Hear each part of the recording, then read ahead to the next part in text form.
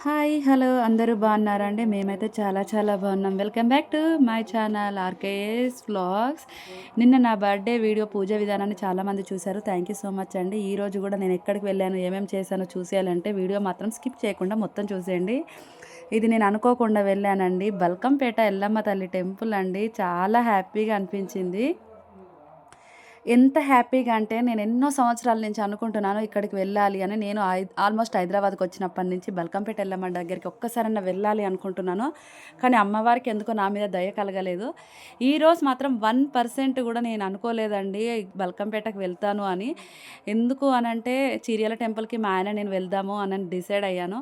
Already పిల్లలిద్దరిని మాత్రం స్కూల్‌కి, కాలేజీకి కూడా పంపించానని చెప్పాను. కానీ మా ఆయన ఉండి ఇంకా వద్దు ఇద్దరమే వెళ్తే బాగుండదు అని చెప్పేసి పిల్లల్ని కూడా తీసుకెళ్దాము అన్నాడు. బాబుకి కాల్ చేస్తే మాత్రం పంపించను అని అన్నారు. ఇంకా పాపని మాత్రం తీసుకొచ్చాము.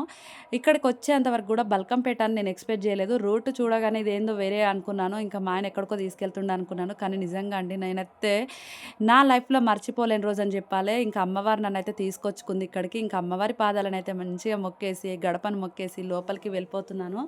బల్కంపేట ఎల్లమ్మ స్పెషల్ ఏంటి అంటే అమ్మవారైతే బావిలో వెలిసారని అందరికీ తెలిసిన విషయమేనండి. ఇంకా నాకు కూడా నేను మామూలుగా సోషల్ మీడియాలో చూడడం వాళ్ళు వీళ్ళు చెప్తేనే కానీ నేనైతే ఎప్పుడు ఇక్కడికి వెళ్ళలేదు. అమ్మవారి వ్రతం ఎంత బాగుందో ఇంకా ఈ స్టెప్స్ దిగుతూ లోపలికి వెళ్తే అమ్మవారైతే ఉన్నారండి.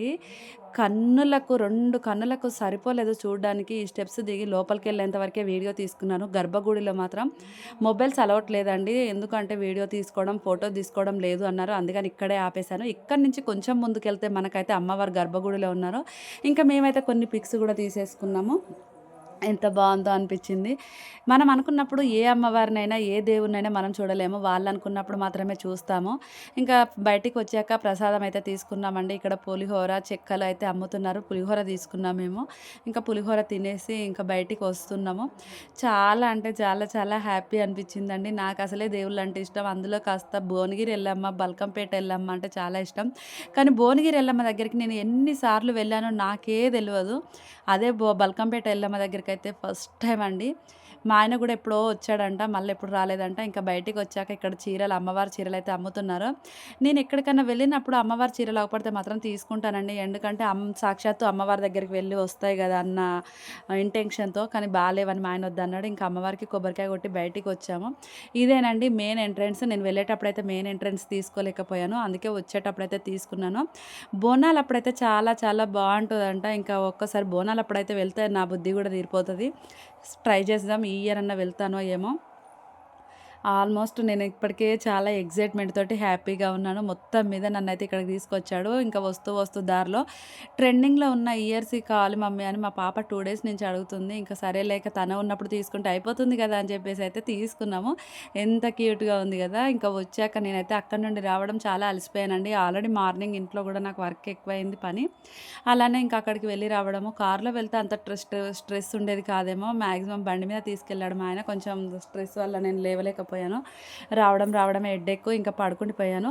మా పాప మాత్రం మంచిగా రీల్స్ చేసేసుకుందంట. ఇంకా ట్రెండింగ్‌లో ఉన్న రీల్స్ అన్నీ చేసుకుందంట నేను పడుకున్నప్పుడు. ఇంకా నేను అవి అప్‌లోడ్ చేయలేదు. చేస్తాను. ఇదైతే ఈవినింగ్ లుక్ అండి. ఎప్పుడు ఇంట్లోనే సెలబ్రేట్ చేసుకుందాం కదా మమ్మీ, ఆల్రెడీ నైట్ అయితే కేక్ కోసావు కదా, మాకేదన్నా పార్టీ ఇయ్యవని మా పిల్లలు అడిగారు.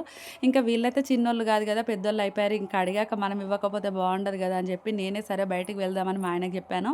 నైట్ అయితే బయటికి బయలుదేరామండి. ఎక్కడికో కాదు, ఇది కలాష్నికోవ్ అని రెస్టారెంట్ దమ్మాయిగూడ చౌరస్తాలో ఉందండి. నిజంగా చెప్తున్నాను, చాలా రీజనబుల్ ప్రైజెస్, అలానే క్వాలిటీ, క్వాంటిటీ సూపర్బ్. చాలా బాగా అనిపించింది. కానీ ఇక్కడ ఒక్క విషయం అయితే నచ్చలేదండి, వెయిటింగ్ చాలా టైం పట్టింది. మేము ఆర్డర్ పెట్టిన ఫుడ్ తేవడానికి ఆల్మోస్ట్ వాళ్ళకి ఒక 45 మినిట్స్ పట్టింది.